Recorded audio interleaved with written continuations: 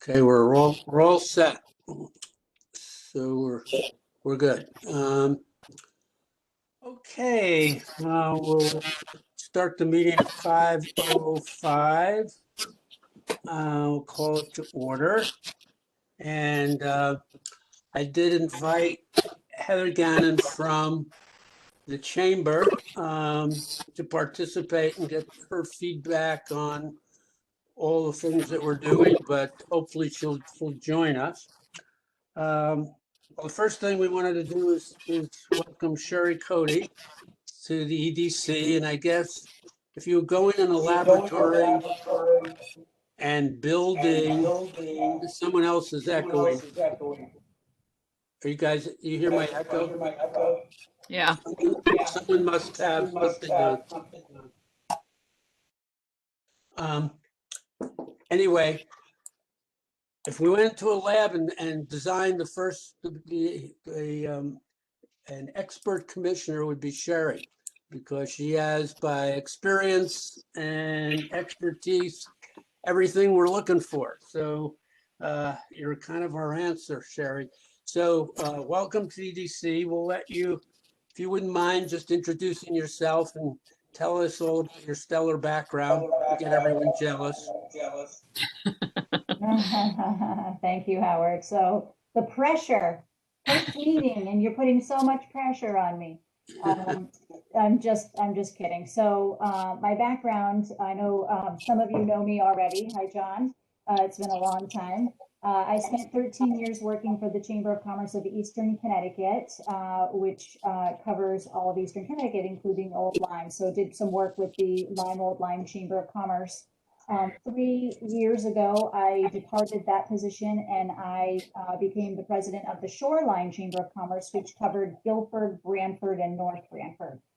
So I spent 3 years in that region and recently left that position to come back to this region where my heart is, and became the Regional Economic Development Manager for Sector, the Southeastern Connecticut Enterprise Region. So, you know, just in terms of economic development, aside from my working experience, I have served on the Waterford EDC when I lived in Waterford, but I don't live there anymore, obviously. And for the last 6 months, I also have been serving as the economic development coordinator for the town of Guilford.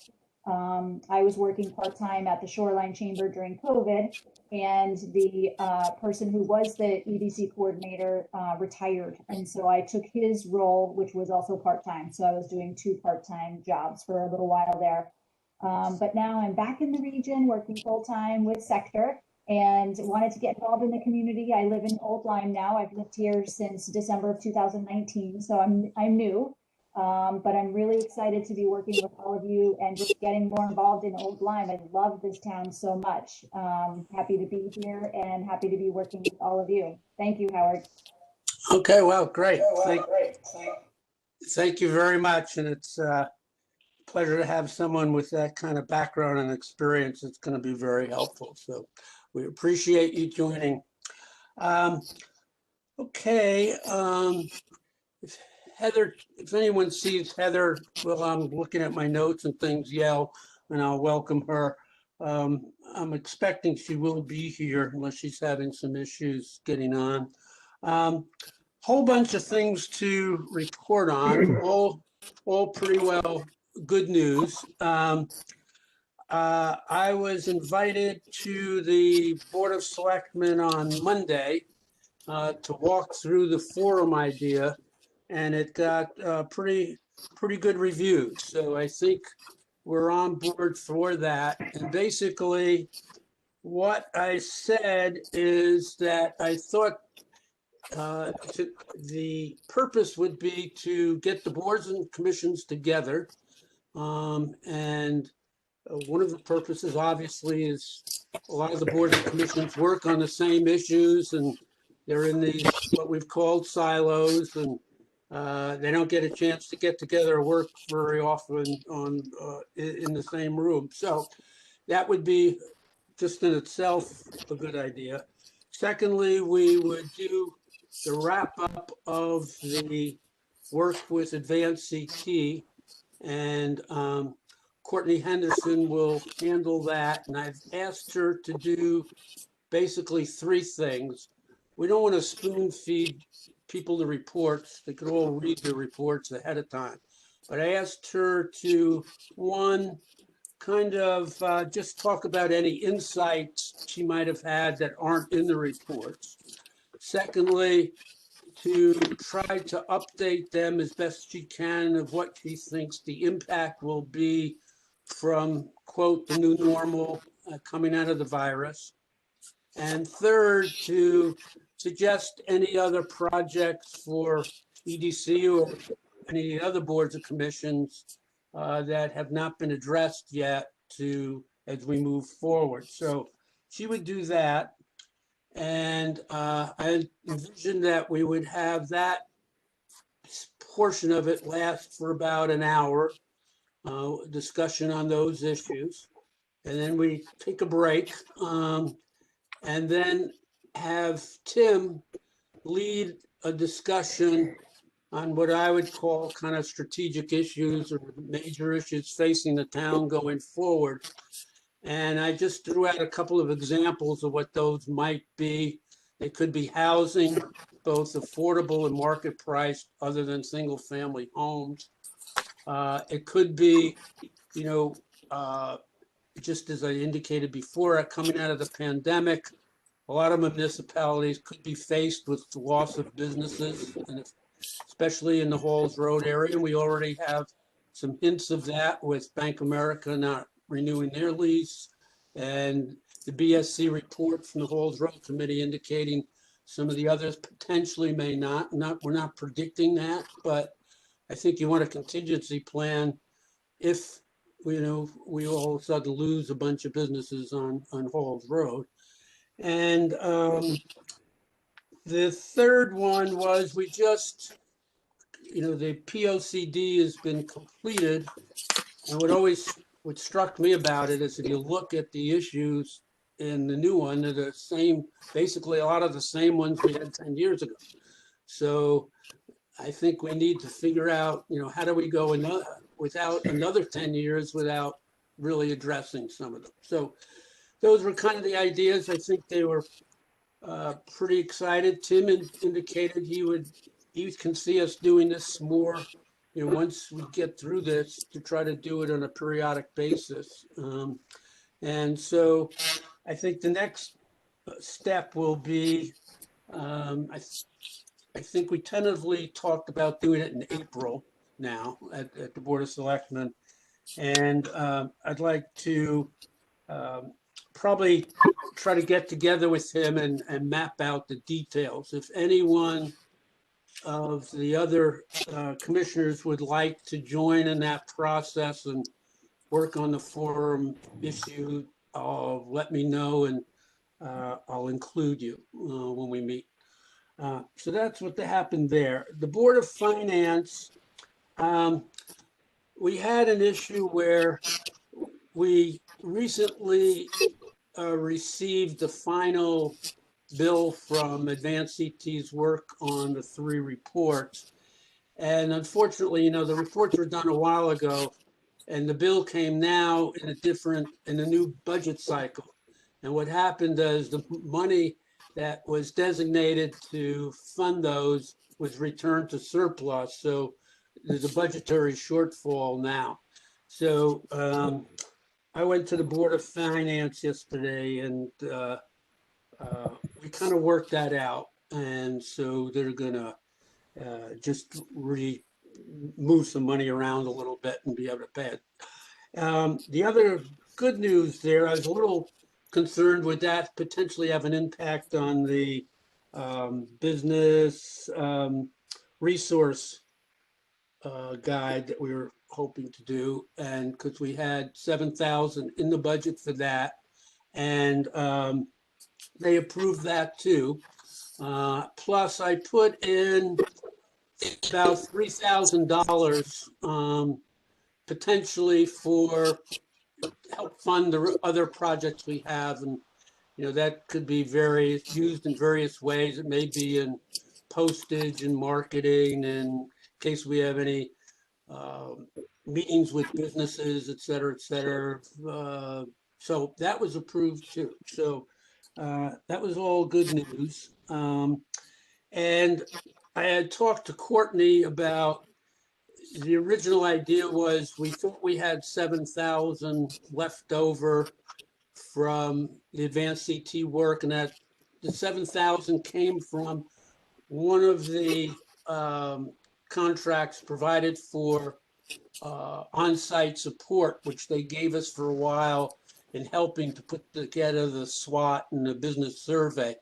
We only used about half of that, so we had that additional funds left over, and that was going to be the money to fund the business resource project. We thought that would only, Advanced CT was going to do that on a hourly basis, and that would probably cover about half.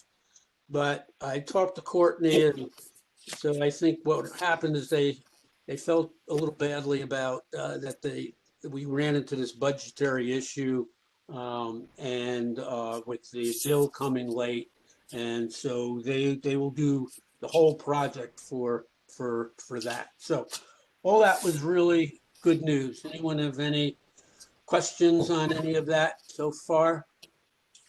Okay, good.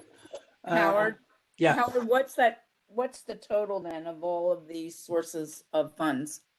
Do you have a rough idea? what is what? The total of what the Board of Finance may approve, and then the additional 3,500 or so from, Well, the original contract for the work of Advanced CT, the 3 reports and the support work, on-site support, was about 44,000, and we had paid everything except 18.5, which was the amount for the economic report, development report, the final report. So we owe them 18.5 for that. And like I said, it was in the budget, but since they billed us into the new budget cycle, the funds automatically went back into a surplus. So it looks like a budgetary shortfall. So that they're going to work that out and move the money around and get that. I guess my question is more, what's the total that we have going forward? Oh, okay. So we have Thank you. Sorry the, about that. I got you. That's right. We have the 7,000, which will be for the business resource guide that they will work on. And then we have 3,000 I put in for whatever else we do and as going forward. So we may not use it all. We may use some, I don't know, but at least we have some money in case we want to do mailings, marketing, getting to get some kind of, get-togethers or meetings, etc. Okay, no other questions on that. It was interesting. I sat in on a meeting of the state that was designed to promote women, minorities, and businesses. And I won't go into the whole thing about that, but I know I've sat in a couple of other things, and it's very interesting. The state is really trying to make an effort to support and promote businesses. And they have, for instance, a grant of $10,000 for businesses run by either women or minorities who want to migrate to an online platform. So, those are the kind of things I think we need to figure out how to make sure, our businesses know about that and people in Lyme know about that, so there are these kind of grants and other support that's available at, the state level. So I think we need to, figure out how to roll that into the business resource project. So I just mentioned that. And I know there's been others. I sat in one a while ago where if you were a local company and of a certain size and you wanted to expand overseas, they would give you a grant of $10,000 to help you do the marketing. So there's those things that are out there, and I think we need to figure out a way to make sure that our local businesses have the opportunity to take advantage of that. So that's why I mentioned that. Moving on. Howard, I actually know someone who used that grant to expand overseas a few years ago. I'll see what she can tell me about it. Great, yeah. And I'll just pipe up that, Yeah, that would be- I'm happy, Howard, if it's okay, I'm happy to hear that there's been a bit of a sea change in how they try to sponsor businesses. Because years ago, I tried to set up a small manufacturing enterprise, and they wouldn't even give you a nickel unless you were going to employ, dozens and dozens of people. And if you're trying to initiate a business, unless you're UTC at the time, who would hire 1,000 people and pay them to the government or whatever, it's a good change. They're trying to come up with, useful ways to stimulate. So that's good. Yeah, it is. I've sat in with Court. A while back, we had someone who was interested in potentially starting a new significant business at Exit 71. It was the person asked us to be very confidential, Right. but Tim and I kind of were involved a little bit, and I had a meeting with Courtney from Advanced CT, and they had a kind of repositioned that organization, and they brought in some pretty heavy hitting people to help with Connecticut and business development. So, okay, moving along. Hold on, Howard. Howard, Yeah, I don't know whose phone is ringing, but I'm trying to mute this silly thing. I'm wondering if next meeting Sherry might share with us, because I don't want to put her on the spot right now. Share with us how other towns that she knows about communicate these kind of opportunities to their businesses.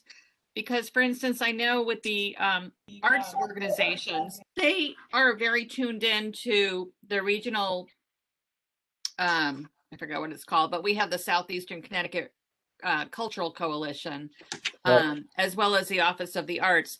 And so I would imagine if any of our arts organizations didn't know to look to those regional or statewide organizations for funding opportunities, we might have a little, I don't know, rack card or something saying, monitor these places for funding.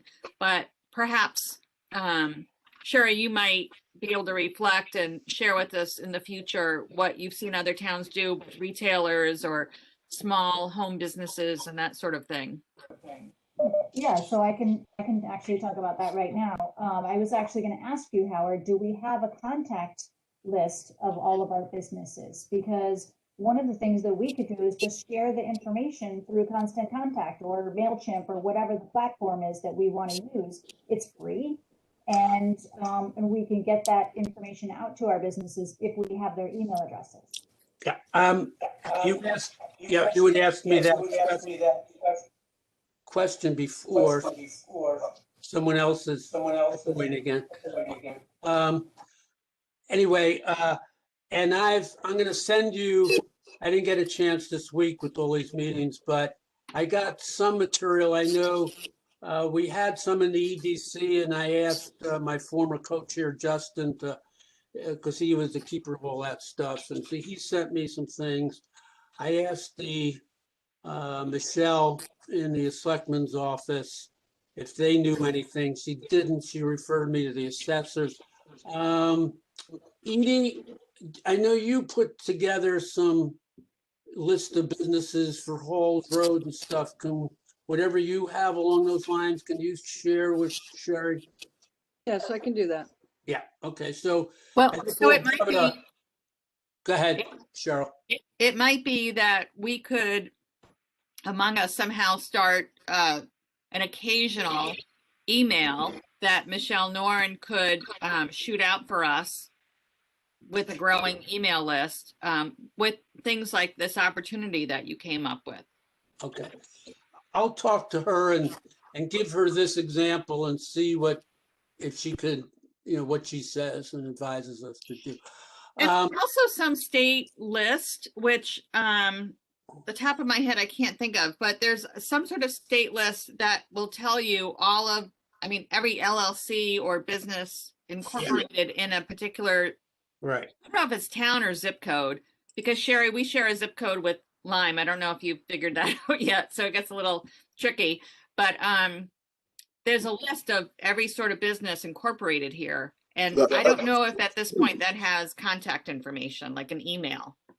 John, do you want to say something? As I said, that list is huge. Yeah. There are many, many businesses, hundreds of businesses. The chamber used to have a functioning, normal list that at one point was up to 200 people. I do not have any idea what the current status of that list is, whether anybody's been. Well, when I do touch base with Heather, I'm just assuming something's happened where she couldn't join us because she indicated she was. I'll check with her about the chamber. I just texted her. She's hopping on now. Okay, great. And just going back to Cheryl's recommendation to have Sherry kind of talk to, I was thinking of give you a chance to settle in, Sherry, to a couple of meetings, and then we'd give you some time to kind of step back and evaluate where we are and what we're doing and get your opinion on directionally, if you have any advice and insights. So why don't you just put that in the back of your hat for a moment, and we'll, I think attend a couple of meetings, see where we are, get a feel for it, and then we'll give you some significant time to make that presentation and recommendations. Heather, you've joined us. Can you hear us? I have. Can you hear me? Yes, Heather. So sorry I'm late. For those of you who don't know Heather, she was actually chair of the EDC, and then she went on to fame and fortune in real estate.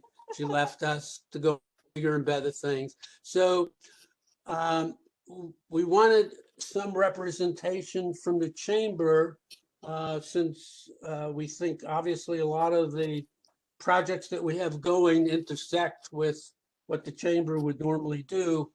And so we're asking you to join us, Heather, and give us your opinions and insights to the projects we're doing. And so if you don't mind hanging on, we're going to go through them in a little bit, and you'll get a better feel for what they are, and we'll give you some time to give us your input, if that would be all right.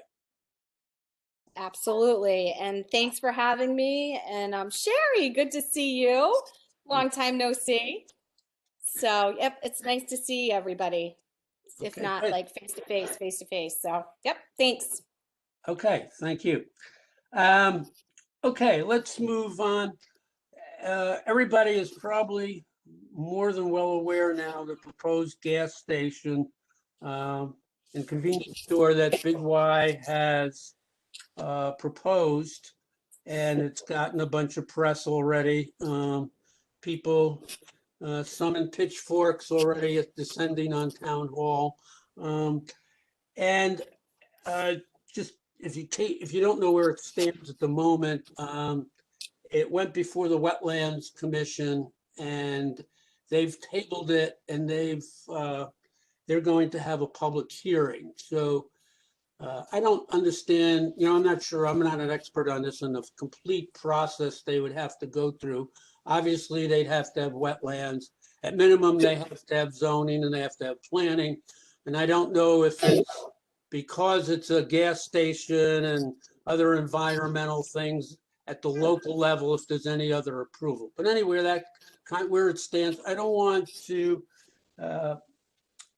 spend too much time, but I would entertain under new business. I know people have a strong opinion about this.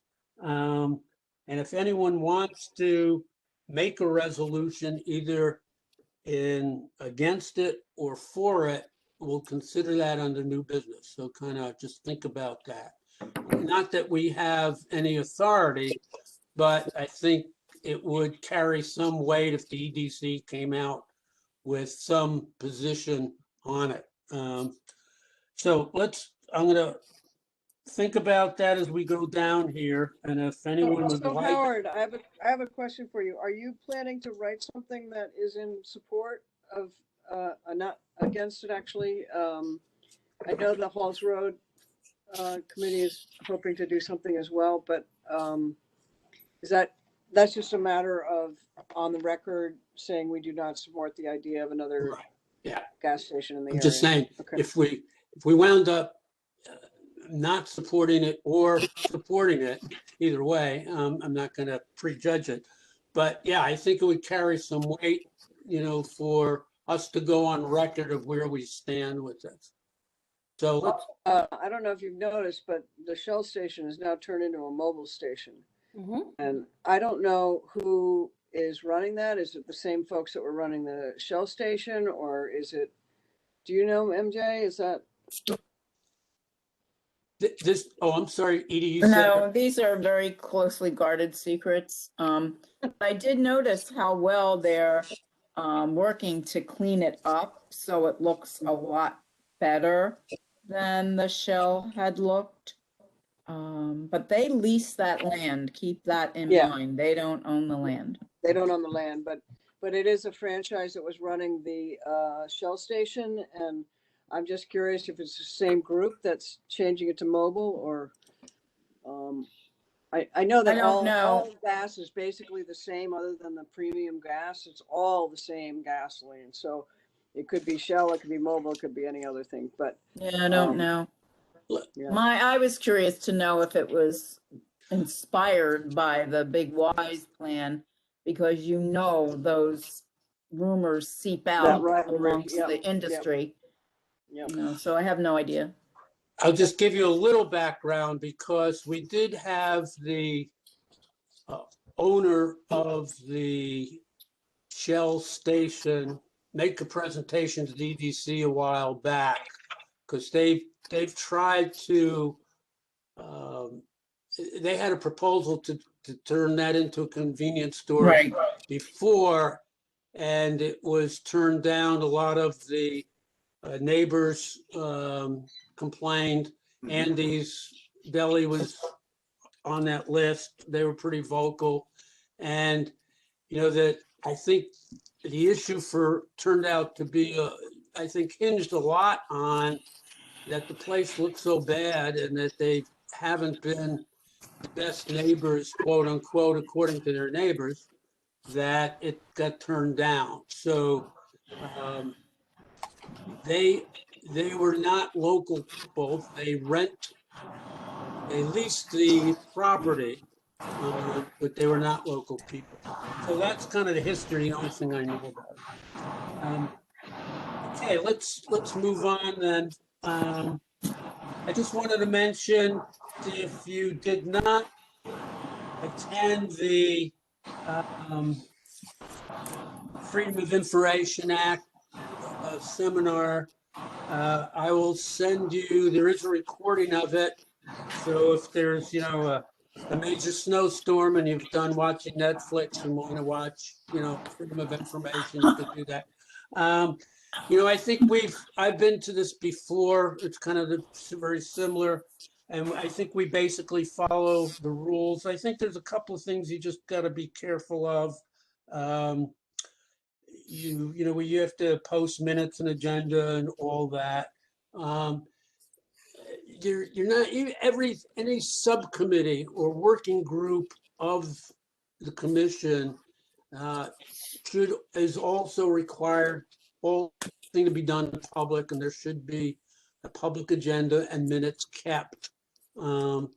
And really, probably the major boo-boo that you don't want to do is, have meetings where decisions are made in private without the public having an opportunity to participate, or all the other commission members. So I'll send that to you in case you didn't do it, but I think, basically we follow most of the rules. It's my house phone. I'm gonna shut off. All right. Wanted just to, before we move on again, when we get to new business, we're coming to the point where we might want to consider having an in-person meeting. I don't want to force anyone to do that. I'm fortunate I got the vaccine and a haircut a week later, so I'm pretty good. But if some of the boards and commissions are meeting, I went to the Board of Finance and they're like an army of people there. So they're meeting in person. So when we get to new business, if anyone want to comment or make a motion or something, but I want to make sure everyone's kind of comfortable with whatever we do. And finally, under this section, I would just ask if someone would also consider being secretary or taking minute notes at the meetings. It's, I have trouble chewing gum and walking at the same time, and writing isn't my forte. So, and usually I can't read what I write. So, you can see my minutes are not, going to win any awards. So if someone would volunteer to do that, that would be great, or even on a rotating basis, that would be really helpful. Go ahead. I would be willing to do it on a rotating basis, but I can't do it every meeting. Okay. So if others are willing to do it rotating, everyone take a turn, I'd be open to that. Okay. I'd take a turn. Okay, well, Can I ask, if we're recording the meetings, why it's important to have written minutes? Is there Yes. something Oh, I'm yeah. missing? it's required to have written minutes, even though there's recordings. Yeah, The you must have recording written. is only because we're remote right now. Yeah. But every town meeting for freedom of information has to have written minutes and agendas on the town website. Okay. And agendas, yeah. I also would wait at least another month before we start trying to do group meetings. I find this is so much easier for me to come to than going to a long meeting with people and masks and not hearing well. And this is just a much more effective way to meet, but Okay. that's my vote. Anyone else? We can talk this, we can do it now. Okay, well, let's just leave it a continuing this way and see where it goes. We'll revisit it each month and make a decision in the month going forward, I think. Would that be all right? Okay, approval of minutes. I found a couple of typos in what I did, but anyone, and I can fix those. Anyone else have any comments on minutes, additions, subtractions? Okay. Someone want to make a motion to accept the minutes? I motion to accept the minutes. Okay. This meeting. Second, anyone? I'll second it. Okay. Okay. All those in favor? Aye. Aye. Anyone opposed? Okay. Howard, Howard, I'll have to abstain. I wasn't at the last meeting. Okay. I'll abstain. All right. Okay, that's probably the first abstention in the history of, okay, it's great. Okay, we'll put that in the record book.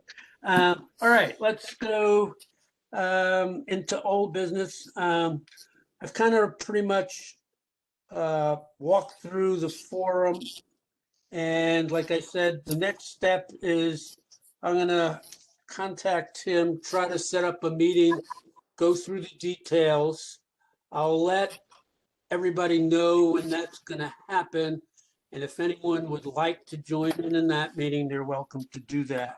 I'd be happy to help out on that, Howard. Just let me know Okay, what I so can I'll do. let you know. Heather, I don't think you were here, but we're going to have, what we proposed is a forum of all the boards and commissions, since they all operate independently and never get an opportunity to get together. And it's going to be in two parts. The first part is going to be finish off our work with a wrap up of Advanced CT, and they're going to give their insight, give us potentially what the impact on our businesses might be from COVID, and then suggest any additional projects that they think we should consider coming out of the reports. And then the second half of that meeting, where Tim's going to head a discussion of what we would call strategic issues. And it could be things like, we haven't decided on them yet, but things that I threw out as possibilities, like housing, both affordable and market price. What happens if we are impacted by COVID negatively with businesses going under? You know, what kind of contingency plan as a town do we have? And then also the POCD has just been completed, and, you know, we've had a lot of, if you look at it, a lot of the same issues are there that we had 10 years ago. So how do we go, how do we make sure we don't go another 10 years without addressing those? So those kind of Actually, issues. Howard, have you read through the new POCD? Because I actually have that open right now, and it's impressive the amount of changes they've made. They've recognized a lot of things, and I think it's worth everyone reading it. It's much better than it was 10 years ago. I was very skeptical for quite a while because I wasn't feeling like they recognized some of the issues that we wanted attended to, but they've done a good job. I haven't read the entire thing, but there's a big piece on Economic Development Commission, and they're really looking at what you're asking for and what Halls Road is doing. So I think it should be commended. Yeah, okay. Yeah, we'll get to That's that. good news. I actually was going to read through what they've identified for the EDC to look at when we get to that. Okay. But yes, I think they did, and it was commendable. They really got a lot of input from people. But, you know, again, some of those same issues are still hanging over, especially housing and a couple others. And it'd be great to have an open discussion of how do we best move those forward, and how do Yeah. these boards and commissions work together? Because a lot of us are working on the same issues, you know, so it shouldn't be, you know, as we talk about these silos, but, you know, so anyway, so I will let people know when that meeting is, and anyone who would like to participate can. All right, the business, this is great because now I get to shut up and someone else can talk. Business spotlight. MJ and Candace. This is Candace. I'm not sure if MJ is on this evening, but Yeah, I'll just, excuse me? MJ is on. Oh, great. Good to hear. So I'll just start by saying that we are ready to, we've selected a business and we're ready to go. We're just trying to find a way to have our spotlight shine, not under a bushel, but out into the public. And we are thinking that the best way to do that is through social media. You may be aware that the town rejects the idea of boards and commissions having a presence on social media. So MJ has initiated a conversation with the town leadership about potentially making an exception to that rule. And we're looking forward to a meeting with Michelle Noren sometime soon to have a further discussion. And I'll turn the floor over to MJ so she can update us on that piece of the project. And MJ, you're muted. There you go. So anyway, we're all in a busy cycle, at least Candace and I are in a busy cycle. So we have asked that Howard join us to talk to Michelle to leverage our position about this. And I didn't catch the part about EDC in the new POCD, but I will go back and read it again because I think we can employ their endorsement as well. They're pushing back on, they want us to use the town website is the basic issue. And Candace and I both feel that that is going nowhere. No one reads it. No one comments on it. They might have a lot of hits, but it doesn't generate any engaging conversation, dialogue, enthusiasm. There's no feedback. It's just a flat message board. The social media components like Facebook and Instagram and the like are the ones that we want to push out beyond the community.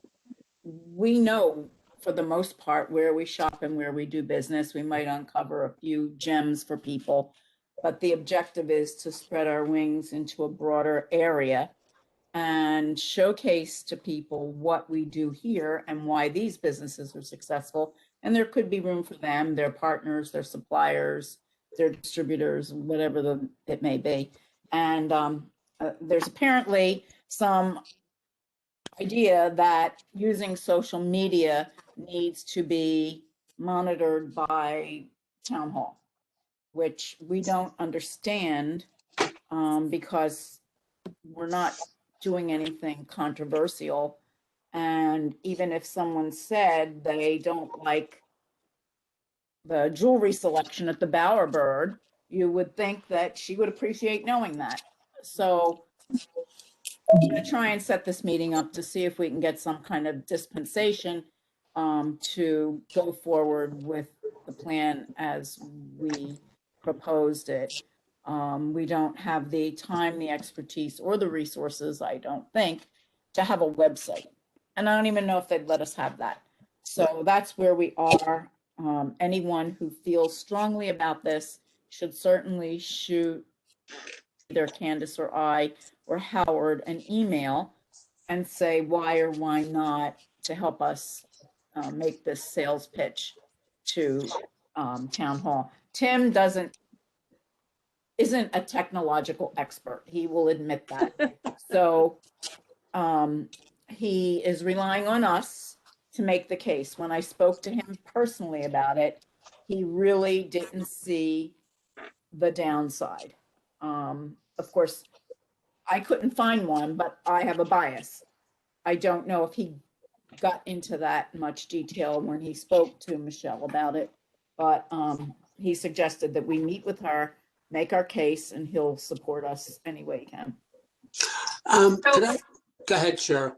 So I actually, on behalf of Sustainable Old Lyme, I approached Michelle last year, maybe last, I don't know, September or so, asking the same thing, wanting a social media presence or something beyond the webpage. So my understanding is that it has to do with concern that various commissions would do something political, which obviously you're not going to do. But I want to, if this is very much related to what you're talking about, MJ, one of our challenges is that the Chamber of Commerce isn't active, and that Visit Old Lyme website is right now down. I don't even know, you can't see anything on it. And so, Heather, I don't know if you can speak to that, but is there some way we can consider, or MJ and Candace could, take into the mix of considerations they need to make to somehow utilize the Chamber of Commerce assets, like the website and their Facebook page? Good idea. Do you want me to jump in? Oh, yeah, please. So I mean, we have unsuccessfully attempted, you're the first chamber member to accept this invitation in quite some time, I believe, right? yeah. So first of all, I will commend you guys, and the fight is real when it comes to social media and town hall. Roger, you might recall, Howard, you might recall that I went to our former first selectman years ago, offering to administer social media. I teach social media, Facebook for Business. I know how to run it. I know how to make sure that it's, it's managed properly. And I was told the same thing that Cheryl and MJ said, and that is the town said that with social media, especially because of the way Instagram and Facebook work, somebody has to own the account, right? So typically business accounts are opened under a personal account. And there's a workaround, but it's very messy. The back end of Facebook especially is very messy. So it has to get attached first to somebody's personal account, and then administrators can be set up to manage it from there. So that was the first thing, was who owns this Facebook page and what happens if that person goes away or is no longer on the commission. The second piece of that had to do with things like fair housing and unbiased postings, that even in our best efforts, there could potentially be somebody that's going to feel left out, or why did you post about this business and not my business, or right? So who's going to manage all of that, and how is it going to come back and reflect on the town?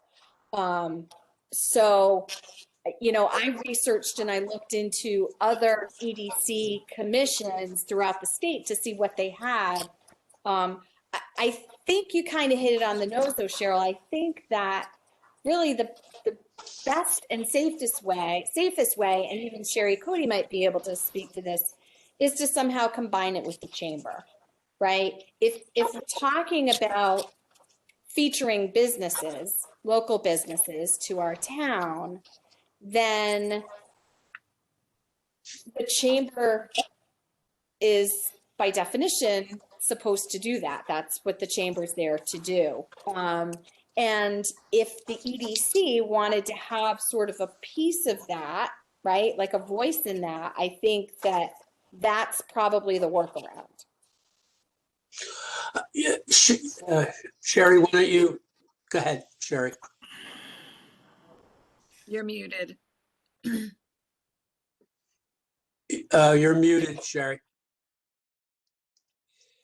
Okay. So Heather mentioned something that I was going to mention, and that is the fear of promoting one business over another. Just a few months ago, I started a Facebook page for the Guilford Economic Development Commission, and that was the concern. So I wrote a set of policies or guidelines to give to the first selectman of what we would and would not post. So I'm happy to share those with you. And it could be a starting point. Maybe you edit it, because I did put in there that we wouldn't promote one business over another, but maybe with your business spotlight, you're going to want to do that. So I'll share that with Howard or whoever as a starting point. And then back to Heather's comments too about the chamber, I think that that's a perfect opportunity for a partnership. The challenge with the chamber and an EDC is that the chamber works for chamber members. EDC is all businesses, right? So if you want to spotlight a business that's not a chamber member, how does that work? But and then a question: does the town have a social media account at all? Yes, and it's not very well. It's followed, but there's nothing on it that endears people to commenting, and it's not robust at all. It's under Town Hall Lime, Facebook, and Michelle administers that, and she's willing to put on there anything that we want, which is within the guidelines that she will have. So to go back to Heather's concern about ownership, in Guilford, the town had a Facebook page, and we just made an EDC page as a subset of the town's page. So ownership is not a concern. You still have to obviously, add admins, whoever's going to post, but it can be done. And that's my 2 cents. I would just ask, I'm in the camp of Tim, and so I know nothing about social media, very little. I'm only on a couple of things at organizations where I have to be. And so this is a very naive question. Don't shoot me. My question is, if the town has a Facebook page and we can post on that, is there a different group of people who are going to say, gee, I won't read that, but I'd rather read a EDC only Facebook page? I mean, is the marginal addition of people significant, or can we just have ours rolled into the town one? That's my question. And I don't have no idea what the answer is, but you Well, guys probably do. I think to Sherry's point about the Guilford policy, you can't promote one business over another. So the whole concept of the business spotlight wouldn't work on town social media. What you could probably post, what Michelle would probably post for you is the EDC wants to be sure that women and minority businesses know about these grant opportunities. Like that would be very much something that Michelle would post on our behalf. We'd give her a graphic or something. But wanting to do the business spotlight, it just isn't going to meet the typical, I guess, municipality policies that Sherry ran into in Guilford. Well, I don't think it was a matter of promoting it. I think it was just a matter of exposing it, that our feeling about the business is totally neutral.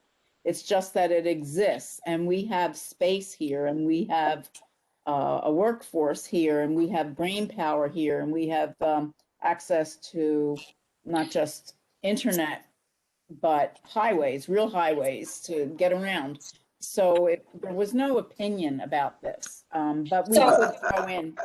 It's a MJ slippery slope if there's two, let's say, I don't know, medical offices, whatever we're going to use in town, and we only promote one of them, even though we don't, not promote, only highlight one of them, even though we're not saying anything about that we support it by virtue of the fact that, you know, it's a small town and there's only a finite number of businesses in any particular industry could come across that way. I think one of the ideas We would offer an opportunity for any business to be highlighted. So right. Just because one business is highlighted in March, that doesn't mean the other one couldn't be highlighted in April. Right. So, I mean, in that respect, it's just a question of getting in line and being highlighted. And, you know, we would be very open to highlighting any business. You may be To speak, go ahead.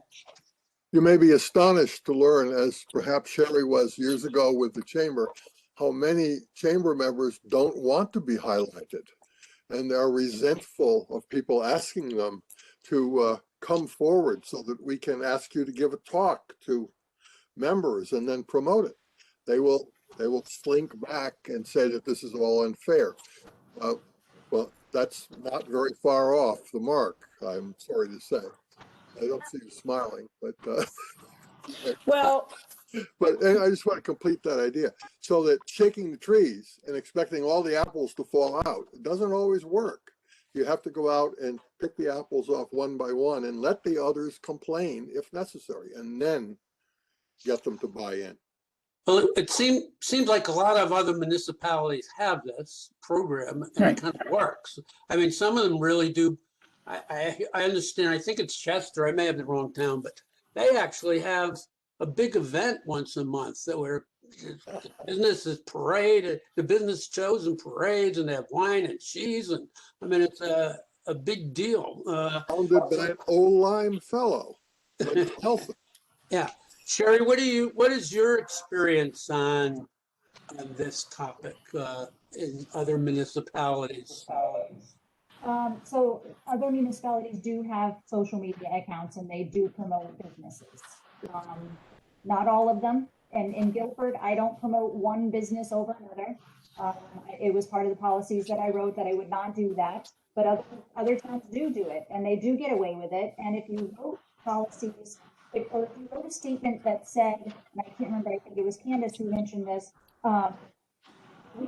we give an equal opportunity to all businesses. We're not favoring one over another and you'll get your turn kind of thing, better language. But if you wrote that and just pointed people to it, you will get complaints, but let them complain and then get in line to be honored next time. I mean, we could certainly say, you know, look, this month, we're going to feature retail businesses and these are all of them. And today we'll address the Bowerbird, or we'll address Pat Spratt at Home, or we'll address the candy store. You know, I mean, there's a number of ways to be fair and ecumenical, so we'll work around it. We just need that permission to do something, and we will use the town's page, and we will use Olin Logan in her Limeline. She's agreed to help us, and we'll see what happens. Yeah, I'm unaware of any town regulation in this area. Is anyone? And we can, before we launch it, I think, you know, since it's been raised, we probably should just mention it to the Board of Selectmen and make sure there isn't something we're overlooking and we're doing something that's going to cause a problem. Do you mean the social media or? Well, I'm just saying kind of what Sherry was talking about. There's a town regulation that prohibits you from promoting one business over another. I don't think there is, but like I say, a number of towns have programs like this. So it just seems, I think we ought to just make sure there isn't, but we should kind of move forward. I think there's a It's semantic. what, Go ahead. it's what creates competition, which causes That's right, people to yeah. work harder to Yeah. get your business. I mean, come on, Yeah. it's, we're in a capitalist society here. You know, Well, you also can't be there's a perfect for semantic. every single person. There's a semantic. Remember, our role is to promote existing businesses. But I mean, that's one of our prime. We have two charters. We have one, promote existing businesses, and two, attracting businesses that fit the character or whatever that is of Old Line. So, it fits. Now, this is exactly what it is. So, it's, go ahead, Sherry. Just going back to Heather. Heather, is there a way to loop the chamber in on something like this? Do you think that they'll become active again soon? That's a great question. Yeah, we've been sort of down for about a year now. Am I echoing on? Yeah. Sorry about that. I'm not sure why. Someone need, please mute if you're not talking. It's background noise. Please mute if you're not talking. Thank you. So that's better. Yeah, I was echoing off of somebody else. Can you hear me now? Yeah. Okay. Yeah, somebody else was given feedback. Yeah, so the chamber's been kind of hunkered down. I did reach out to Rich, obviously, when you put out the invitation, and I'm grateful for that. And, I've been thinking a lot about the chamber, especially as we get more hopeful to going outdoors and opening up. And, sort of selfishly, I'm in a building that's been completely remodeled with Essex Savings Bank, and, talking about being able to start doing business after hours or grand openings, things safely. It's been a little tricky. I think we're slated to meet and start talking about going forward and, starting to, get back out there. And honestly, the best way to do it is going to be through, social media and, reaching out to our businesses. So I don't have admin authority on the chamber page, so I can't speak to what's going on with that page. I know that Rich was the one that was that had set that up. But I can, I came on today to just sort of recommit to the commission and for myself that it's time to wake the chamber back up and to wake the town up. It's time to, to get going. It's time to figure out, whatever this new normal is, we need to still be promoting our businesses. We still need to be attracting new business. So I think that, I will, reach out, and then I can certainly report back to all of you on where we're at. But I think it makes sense and always has made sense to marry the EDC and the chamber together. Yep. Because because the chamber can do what the commission can't do. Yeah. Right? Well, we So- should, yeah, we should certainly be cooperating, and it really would be helpful to have actually someone from the on the commission to, I think at some point it would be worthwhile. But, okay, so let's tie this off for now. So, I mean, this is a new issue we got to look into, and I think we can pretty easily. And then secondly, MJ, and you and I are going to try to meet with Michelle. All right. Do I need to set that up, or are you setting that up? If you could, it would be tremendous. Okay. Because, and I'll just make Are it, you available during the day, or? oh, yeah. Okay, With- all right. yeah. I'll set it up with Michelle. All right. Okay, and then, and you and Candace may want to talk We'll be- among we'll yourselves. be Yeah, prepared. just go through this other issue a little bit more. You can reach out to Sherry if you for her experience, and then we'll make sure that gets cleared before we go forward with the project. That sounds good. I'd like to ask Heather and Howard if EDC as an entity can join the chamber, or do we have to join individually? That's a great idea. I don't see why you couldn't if you pay the, Just, whatever it is, yeah. the $50 a year to Yeah. be a member. It's like the chamber in the state of Connecticut, I think. Okay, just asking. Yeah. Yeah. Yeah. And I don't know, I was taking some notes, Howard. I don't know if you wanted me to comment on anything or. If you mind, can we just run through the rest of them, and then I'll ask you to do that? Is that okay? It looked like John was trying to say something, but he was Yeah. on mute. John, you were on mute and trying to say something. Go ahead. I will be briefly off mute to say with the chamber, at least it used to be that if you're interested, you just raise your hand and show up at a meeting, and you'll get your 5-minute slot, or you'll be able to participate in whatever informal debates or gossip, whatever you want to call it, that the chamber is dealing with that evening or might be dealing with in the future. So that's where you put in your chips for a different kind of speaker or a different kind of program. So the doors will always open. Yeah, so what we could do is, as Heather indicated, if we could join as an EDC, now that we have some money, we got that approved, so, we do a few bucks around, we can just pay the $50 and then take turns, or, have a representative from EDC be at the meetings. Or we can have our army and just invade and kind of take over if that doesn't work out. One of the two, right? Okay, so I think we're square for the moment, but that's an interesting new wrinkle that came up, which we got to work through. And then I'll try to set that up with Michelle. We can go from there. Okay, Cheryl, you're up. Arts. Okay. What's the new name of the subcommittee? To be determined. I haven't come up with anything snazzy yet, so.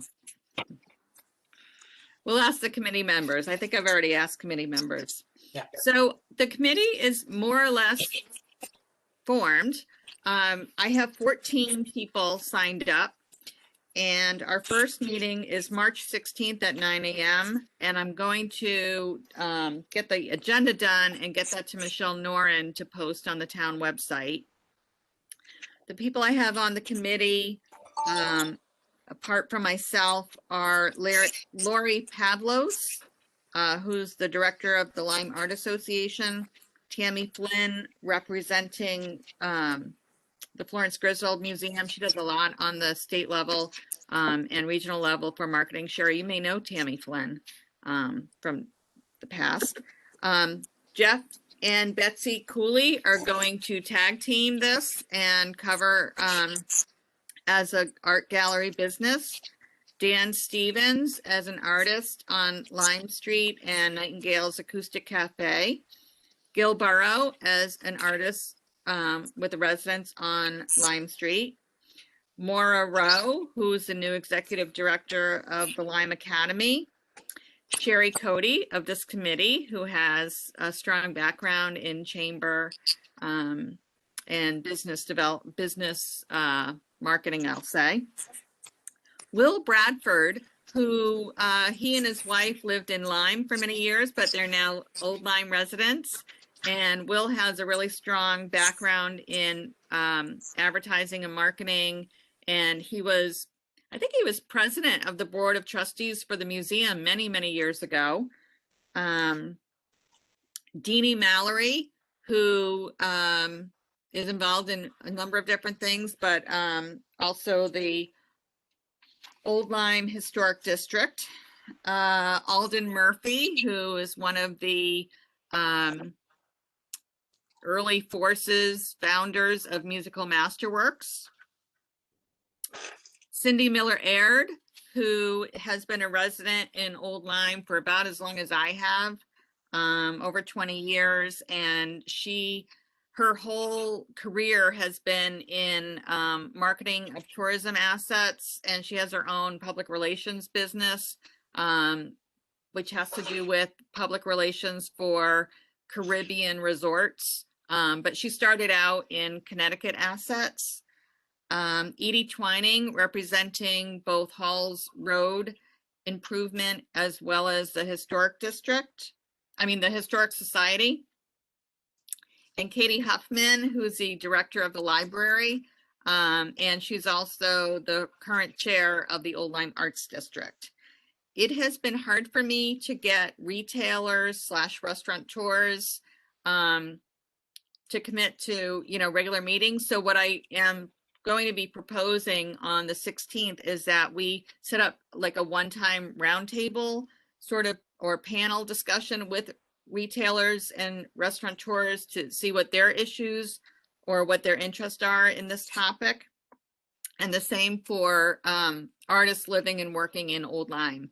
I'd like to kind of get this committee to get its ducks in a row and kind of a big concept of where we want to go, and then have a roundtable discussion with a larger number of artists in town. Could you spend very briefly, because we're going to be running short on time, for Sherry and Heather's benefit, just indicate what the purpose of the committee is, what you're hoping to do? Just very quickly, if you could. Yeah. So Heather, this comes out of the Advanced CT strategic planning process. They said one of the initiatives, one of the proposed initiatives, which the EDC picked up on as a top priority, was to focus, I don't have the exact wording in front of me, but focus on Old Lyme's arts and culture identity as a unique feature of Old Lyme for attracting residents and businesses. So it has 3 prongs. How can the town or the Economic Development Commission support arts organizations in town so they remain sustainable? How can we collaborate to ensure that small businesses are benefiting from the visitors and that come to these attractions, like the Florence Grizzle Museum? Are they going to our restaurants after that visit, or are they going over the bridge to Saybrook? And then also, how do we kind of harness the idea of arts and culture being a part of the quality of life in Old Lyme? Okay, good. And my invitation to the committee was kind of lost in the mail. I said, No, I'm kidding. I invited you, and then you said, no, Really I want don't to be on, but I do want to come and welcome everyone. I wormed my way into the first meeting though to say something. So, okay. And we're part of the town government, so anyone can come, and I'm open to more members. Okay. All right. Very diplomatic. Okay. Thank I did you. invite you, Howard, but you turned me down. So MJ, I saw your hand up for a second. Did you have something to say? I just wanted to know is any talk at all about the Midsummer Festival or a I can modified report one? on that. Yeah, in fact, I Oh, have that in good. my notes for new business, but I'll tell you Oh, now. okay. The Arts District, which produces the Old Lyme Midsummer Festival, we raise the money, the sponsors, and do all the legwork, decided several weeks ago to delay until 2022. So, and this was before Lamont's age leveling of vaccinations, but it seems that a number of the partners need this one more year. First of all, we don't know what large gathering policies will be in place by the state, if they'll allow more than 500 people in a large outdoor gathering. That's still questionable for the summer, for July. And then I think also just these organizations are recovering from the past year, in a number of ways, staffing, budget, that sort of thing. So that announcement, we've just been rolling out that announcement to like the Lions Club. We just notified them because they do the car show, some other organizations, and it's going to be announced more broadly in the coming week. Okay, thank you. All right, let's go. I'm going to skip a couple things here. The business resource project, as I indicated, we have $7,000 in the bank. Advanced CT has indicated that they will do basically the entire project. We're going to get. I just before I got, we went on. Courtney sent me a contract I haven't looked at, but anyway, Sherry, am I correct to say that you have agreed to kind of take this project on and So I can be the liaison with this group. That's no problem at all. If you could just send me Right. the scope of work. we would. Whatever We'd love to the have you. scope I is. think you're the perfect person to do it, and I'm sure that you can work with them, and I'm as probably add some value outside of what they do. Certainly, like we mentioned before, the opportunity for grants for businesses, should be rolled into this project. And I think you've already indicated too, we probably need to do something more active than just post something up on a website. We need to have some ways of reaching out to businesses to let them know what that is. But anyway, for Heather's benefit, this project came out of the surveys. All these projects pretty much came out of our work with Advanced CT. And so what we had was input from businesses, residents. We had the SWOT workshops, which were, and then Advanced CT's economic development report. So, one of the issues was businesses thought town was hard to do business with. They couldn't navigate the regulations, et cetera. So this is a project addressing that.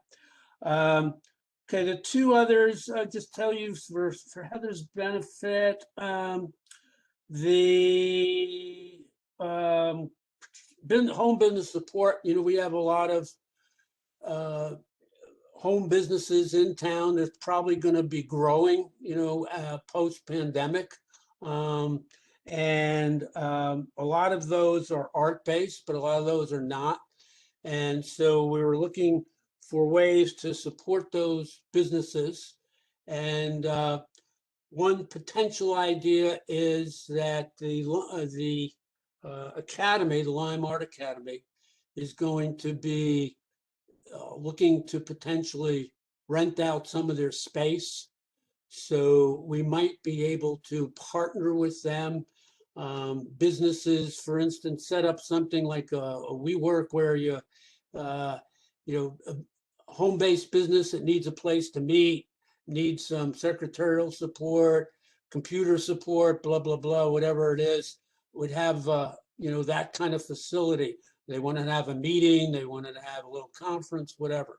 So it would be, that's kind of what the basis of that project is, and it's really at its infancy stage. I think the next step is to we'll try to meet with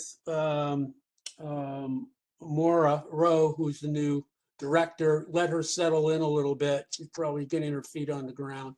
And then we'll try to revisit this. I had visited the topic with Michael Duffy, who's the chairman of the board of the new chairman of the board of Academy, and he was open to the idea. I think there's potential where they may want to just try to limit it to the art-based businesses, since they're an art academy and they're trying to revitalize, that portion of their business plan. But that's still up in the air. So that's what that's about. The Soundview 156 project, we haven't really, we're trying to get these, we have so much going on. We want to get those moving before we address this one. But it's, to kind of look at the whole Soundview 156 corridor and from an economic development point of view and what we should be doing there as a town. And we know we have Soundview Commission, we have the beach communities, but we think it needs a broader brush on this, that it should be at a town level and that those people should be included. They should have a loud voice because it impacts them the most, but they're not the only voice. The rest of the community needs to have some input of what happens there. And we need to come up with a plan on going forward, possibly something like the Halls Road improvement effort. So that's what that's about. Okay. The last one,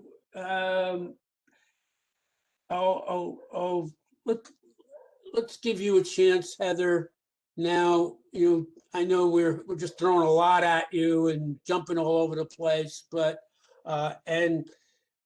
you don't have to give a complete answer today. But what we want, as you indicated, these are things that are right in the ballpark of the chamber, and we need to be working with the chamber and getting the chamber's input and resources, where we can combine them, so we make sure we get something done. So wanted your, what do you think about what we're doing? What insights you have, what advice, etc. And so I know we're just threw a lot at you, probably haven't thought through it all, but just give us your initial feeling. And then if you have any ideas as to how we can continue this process going forward, why don't you do that too? Yeah, it is a lot. I'm having a flashback a little bit. I think first of all, when I hear an agenda like that, I think, it's very lofty. And I was on the commission at the very beginning when we brought Courtney in, and I'm so glad that, all of the surveys and the SWOT analysis has been done and that there's focus. Because I think that's the most important thing, is that there's focus. And it should be narrowed down to like 2 or 3 of the top things and work on those, as opposed to trying to do 10 different things all at once, or nothing is going to get done. That's just been my experience. I think that for the actual businesses that are in place, I think it makes sense for the EDC and the chamber to work together. I mean, there's obviously things that EDC does that has nothing to do with the chamber, because, economic development equals a lot of other things as well. Right. But where the businesses are concerned, I think that, helping to, promote the businesses that are here will also attract other businesses if they see a town that really embraces their business community, home businesses and otherwise, across the board. So trying to figure out a way to sort of do that. I think I'd be happy to sort of jump in as a representative from the chamber and work with you guys, because that's something that I've felt passionate about for many years in Old Lyme, and it is lacking. So I think the time is now. So, you know, without, you know, I'm not the chairperson of the chamber, the president of the chamber. I've reached out to Rich, and so I'll talk with him and certainly talk with the rest of the board to figure out what we can do together to, you know, start getting some equal presence going. So I definitely want to do that. The other thing I just wanted to mention that you started talking about at the beginning of the meeting, I just feel like I would be remiss in not making a comment. You know, that gas station is a hot topic. And, you know, in real estate, I know it's very important to stay neutral, right? That, you know, picking a side sometimes can get us in trouble. We can't pick a side. In this particular case, it happens to be my brokerage that represents the seller. But what I would say is, and I know that there's been it's a hot topic. I know I've been watching it on the People of Old Lyme website. There's been a lot of people with opinions about it. My question is, and I'm curious to hear from you guys if you've gotten this, is who else, and I kind of know to some degree, but from the town, what you've heard, who else came forward with an idea for that space? Because, and again, without showing my cards and knowing what kind of offers came through on the property, you know, what ultimately ends up happening, as with anybody selling any property, is somebody shows up with the money and makes an offer. Sellers can't discriminate against who that buyer is, right? So yeah, there was an offer on it to do a residential project, but it's not a residential. I'm sorry, what, Edie, I couldn't hear you. There was an offer to do a residential project on this. You probably Right. know this, Heather.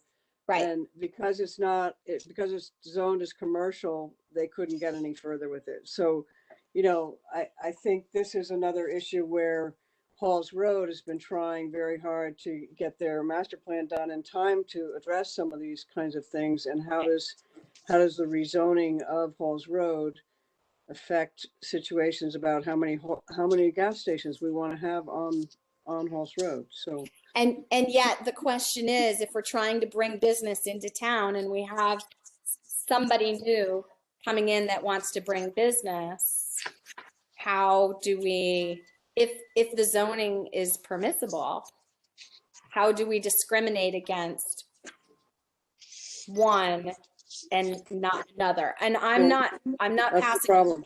I have my own personal feeling about it, and I wouldn't mind if something else came along, but if nothing else comes along, the seller, and then it's ultimately up to, you know, approvals and whether or not it's going to go through or not. But I think as far as the voice of the town, you know, it's important to represent in the positive always.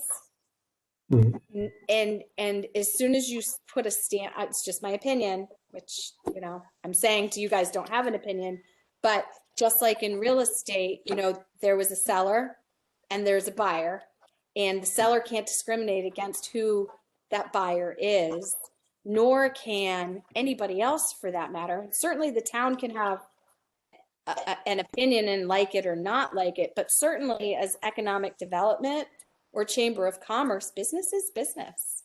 And if we're trying to say, bring your business to town and then go, oh, except you, or not you and not there, I get concerned that that's going to send a message to other entities. Yeah, it's a very sensitive issue. It's very sensitive. Hold on one second. We'll get to this in a second, and I see your hand, Joe. I just want to, we kind of morphed into the gas station from where we were cooperating with the chamber, and I want to make sure I know where we are going forward. So, Heather, what you're saying is we've given you a flavor from what we're doing, and I think you could now go back and communicate with the chamber and get probably a better opinion of what we're doing and more insight and think about it. So you obviously you can't just, we threw a lot at you and come up with answers today, so we're not expecting that.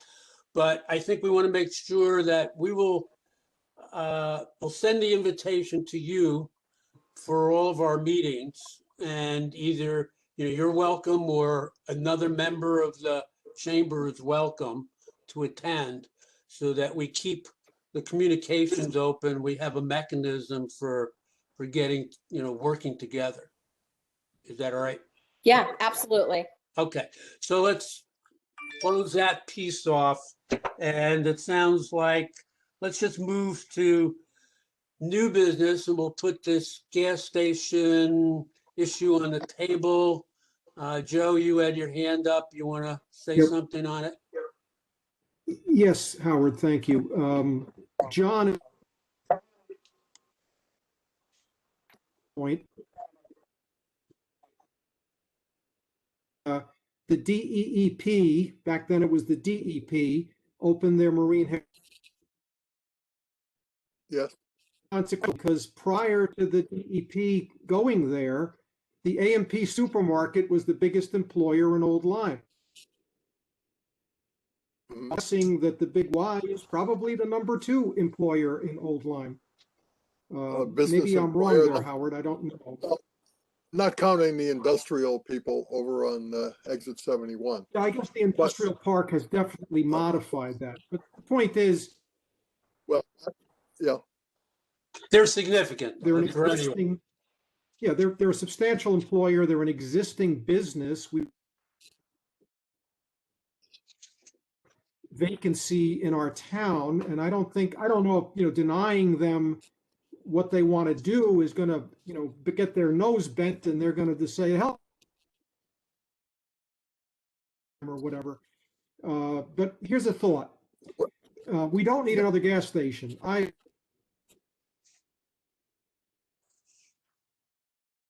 well, let me add, if I don't know whether I'm, Excuse me, John, just, Joe, you were kind of breaking up at the end, and Jaguar, you kind of went out. Or did you complete your comment? Because can you hear me now? I'm going to let I got- John go and speak, Okay. and then we'll come back to you, because you're kind of breaking up and we're not really hearing everything you're saying. I will call our collective attention to what potentially preceded the DEP. Potentially, it was a very large marina and apartment complex, which was proposed by local people to basically fill the so-called Ferry Tavern site. That was shut down because of the usual road is too narrow and there's no water and septic, etc. But it was a very large proposal that was proposed, that was put forward there. And the DEP was the savior. And at one point, the DEP was going to just close off their lovely new territory. But it was the Old Lyme selectmen at the time who said, wait a minute, this is a park, isn't it? And so that's how that was preserved as public access. Going back to the idea of the gas station, there are obviously no plans available for public review at this point, but if the gas station were wheeled out as the largest and finest electrical recharging center along the Route 95 shoreline, that might change things. It might alert people to the fact that there might be nice little restaurants and little art galleries that people could go see while they're waiting a half or 3/4 an hour for their Tesla or whatever to charge. So imaginative marketing would allow the gas station to become not merely another petrol pump. Just a thought. That has nothing to do with what the Big Y Express is proposing. Yeah. They're not Well, proposing any electrical. They are. So that's They are. precisely what I'm getting at. They're not proposing it. They are proposing it. If you go to the Inland Wetlands Commission meeting, not the last one but the one before it, their presentation shows the footprint of the property. And they have a couple, I mean, not a slew of them, John, but they have a couple of EV charging stations there in addition to petrol.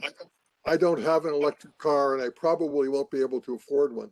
But the fact remains that something new other than the normal gas station venue could be offered, and it would make it more an interesting discussion anyway. And I would, Well, and EDC You know, had it's one other said aspect. earlier that competition is good. And so I know that it's hard for the other gas station and for Andy, but again, that's the nature of business. And we're all in businesses where there's competition. And, you know, the rising tide raises all boats. You know, it could, whatever goes there is going to be competition with somebody, most likely. If it was a restaurant, then they're going to compete with, you know, the restaurants on Halls Road. If it's a retailer or a boutique, they're going to be competition to the Bowerbird. So I think that it has to play itself out. And instead of going right to the negative, I think especially, and again, I'm not on your commission anymore, but economic development means developing business, not poo-pooing it. I don't think I poo-pooed it, but I would like to see a more imaginative You did. development proposed rather than another gas station. Yeah, you raise an interesting point, Heather, is what is the role of the town in competition? And I'll give you two sides of that. You know, in Walmart wants someone, we're getting an echo again. When Walmart wants to come into a community, very often, you know, you have the rest of the businesses objecting, and in reality, you know, that a lot of them have gone out of business because they get replaced by Walmart, and towns have taken a position on that. On the other hand, just as you said, is it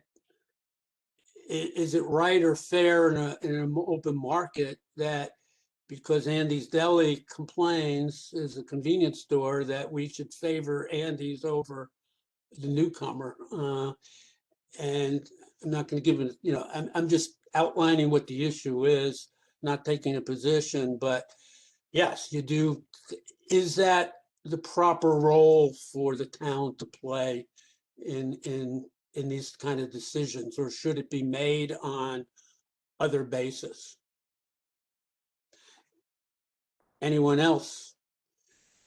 Does anyone else feel it would be appropriate or a good time to make some kind of motion about it? Do we want to reach any kind of opinion? Or do we think it's too early to do that? It sounds like from what people were saying, I'm just kind of, what I'm summarizing, what I think you said is that there are a bunch of issues. Some of them aren't really fully clear to us yet. And it sounds like maybe we don't want to do that at this point. But I'll let anyone else want to speak to that. I can just say this much, that speaking from Halls Road, I feel that the master plan is the thing that's coming down the road. And that's the piece that's going to help project what the town wants to see on Halls Road. And I find it's really difficult to accept a gas station before we know what we want. I'm not sure, you know, because our timing is delayed compared to their offer to purchase. I don't think we have any way of stop. I mean, I think it's going to come down to zoning, inland wetlands. It will. There's nothing we can do at the moment. Yeah. You know, I have my personal opinions about it, but I do take to heart Heather's point about, is it the role of EDC to discourage a business coming into town? Well, it's a Howard, business you're on employee. mute. Howard, you're- You're on mute. I would just say this about this. Remember, we came up with two goals for this, for the EDC. One, to support existing businesses, and two, to attract new businesses that quote unquote fit the character of the town. And that's always that very nebulous issue. You know, we tried to define that in the business and resident survey. I'm not sure we really did. We got, you know, if you ask 100 people, you get 100 different answers, and you know, there was some kind of consensus and what that really means. You know, in my mind, where I ended up is people wanted to see businesses in an area that looked more like Lime Street than it did Halls Road or any other area. But you know, that's my read into it. So it's that's what we're supposed to do. So there is this element of fitting the character of the town and what that means. And I'll just leave it at that. So just to put the framework around that. So does anyone else want to do we? So I'm assuming they're not going to have a motion for any kind of action at this point. Is that correct? Anyone? Okay. All right. So do we want to, why don't we what I would suggest is we put this on the agenda again next time and see where we are and see if we want to take any further action. Is that all right? Okay. Yep. Okay. I don't want to keep you guys forever. Sherry may run away and not come back because we took her from her family so long. Halls Road, Edie, do you have anything quick to update? I have nothing new to add for Okay. Halls Road at the moment. POCD, I was going to go through Edie is correct. They've done a good job. They've identified a whole bunch of things that we're supposed to do. And so I think it's incumbent on us to go through that at some point. We'll put that on the agenda because they've identified a whole bunch of issues that we should, some of them we're already doing, but there's some others that we haven't, such as facilitate the growth of supply chain and demographic support business. I'm not sure what that means, but sounds good. So there's a bunch of things that we need to look at some point, what we're going to do with those. Okay, two things I left out. Candace, I'm sorry, I left out, where are we? The issue that you raised, the activities guide. Anything else you want to say about that at the moment, or update us, or no? Candace is getting her shot. She's having a reaction to it. She fainted. Uh-oh. All right, so if Candace is alive, we'll get her to do that next time. Okay. Last, not least, MJ, you're going to tell me how much my house increased this month? I told you how much I would list it for last month, Howard, and now I can It's tell another you. month. It's another Well, I month. don't have another month because it's too close to month end. Okay. But at the end of January, average prices were up 21% over the prior January. Sales, the number of sales were up for 1 month, 50%. The average days that a house stays on market here has been decreasing. People are still buying at a healthy pace. We are also selling things much closer to the listing price than we had previously. And you know there's no inventory, so I'd be glad to come over with Heather and do a CMA since we both work for the same broker. All right. I promise you will represent you fairly and economically bountiful. Okay. All right, great. Anything else anyone wants to we missed or needs to be said? Okay, someone want to make a motion to adjourn I at motion to adjourn. 6:44? Okay, Edie, Seconded. Second. okay. All those in favor? All right. Okay, great. Okay, thank you, particularly to Heather. Welcome, Sherry. Thank you all. No, don't forget to turn off your video. Oh, yeah. Okay, I've done it. Okay, great.